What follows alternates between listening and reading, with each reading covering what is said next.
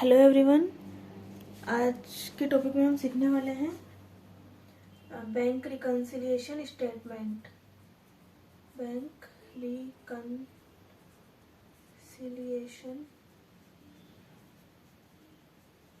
Statement. तो ये basically क्या होता है, एक हमारे पास कैश बुक होती है और एक हमारे पास पासबुक होती है। तो जो भी कैश बुक और पासबुक, इन दोनों के बीच में जो भी डिफरेंसेस होते हैं उनको रिकंसाइल करने के लिए हम बनाते हैं बैंक रिकंसिलिएशन स्टेटमेंट। तो कुछ एंट्रीज ऐसी होती हैं जो पासबुक में तो एंटर हो जाती है पर कैश बुक में एंटर होने से ले जाती है, और कुछ एंट्रीज ऐसी होती हैं जो कैश बुक में एंटर हो जाती है पर पासबुक में एंटर होने से ले जाती हैं। जैसे फॉर एग्जांपल किसी कस्टमर ने example direct deposit by customer, तो ये एक ऐसी एंट्री है जो पासबुक में तो एंटर हो जाएगी पर कैश बुक में एंटर नहीं हो पाएगी, क्योंकि कस्टमर ने डायरेक्टली बैंक अकाउंट में डिपॉजिट करवा दिया और हमें उस चीज़ की सूचना नहीं मिली, तो इसलिए हमने कैश बुक में एंट्री पास नहीं करी, इसलिए वो चीज़ कैश बुक में एंटर होने से रह गई। तो इसको हमें बैंक रिकन्सिलिएशन स्टेटमेंट के थ्रू मतलब रिकन्साइल करना पड़ेगा। इसी तरह से एक हमारे पास एग्जाम्पल होता है चेक्स का। Cheques collected but not credited. इसमें क्या होता है, cheques collected but not credited, मतलब कि चेक हमारे पास आ गए, हमने कैश बुक में एंट्री पास कर दी।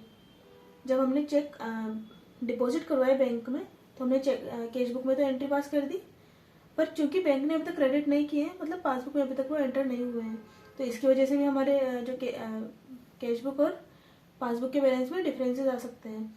तो इस वाली एंट्रीज को भी हमें बैंक रिकन्सिलिएशन स्टेटमेंट के थ्रू रिकन्साइल करना पड़ेगा। तो बेसिक अंडरस्टैंडिंग हमने ले लिया बैंक रिकन्सिलिएशन स्टेटमेंट होता क्या है। अब हम देखते हैं कि ये बनता किस तरह से है।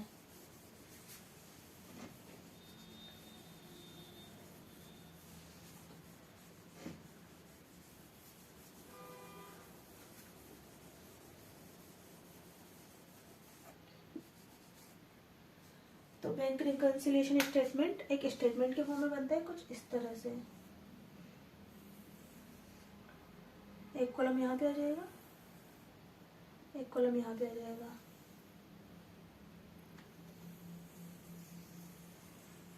यहाँ पे हम उन आइटम्स को लिख देंगे जो प्लस करने हैं और यहाँ पे आ जाएंगे माइनस आइटम्स। ठीक है, ये पर्टिकुलर्स।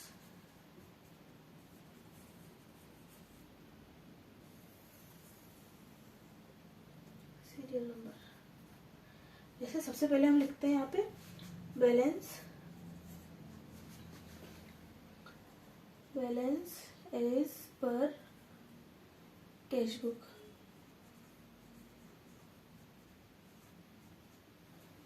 तो हमने लिखा balance as per cash book. अगर डेबिट में होगा तो यहाँ लिख देंगे और अगर क्रेडिट में होगा तो यहाँ लिख देंगे। उसके बाद में कुछ प्लस आइटम्स आएंगे, जैसे कि हमने पहले बात करी थी कि कुछ ऐसे आइटम्स हैं जो पासबुक में तो एंटर हो गए पर कैश बुक में एंटर नहीं हुए, जैसे कि direct deposit by customer,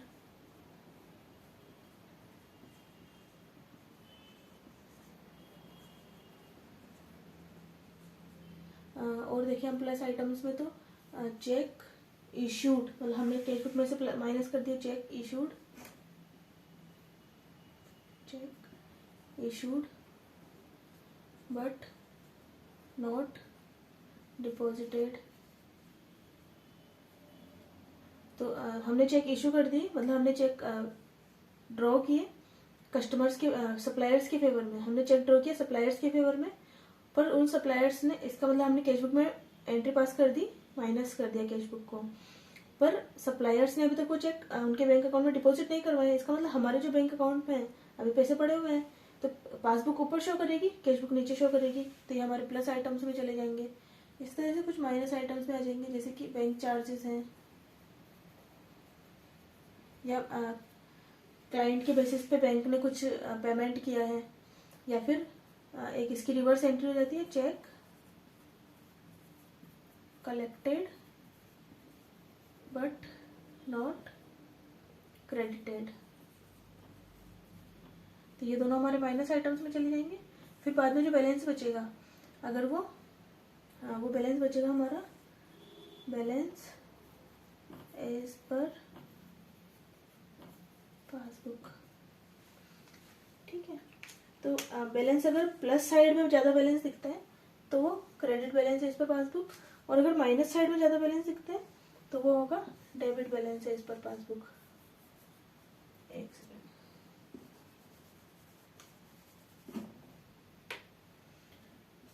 debit balance as per passbook.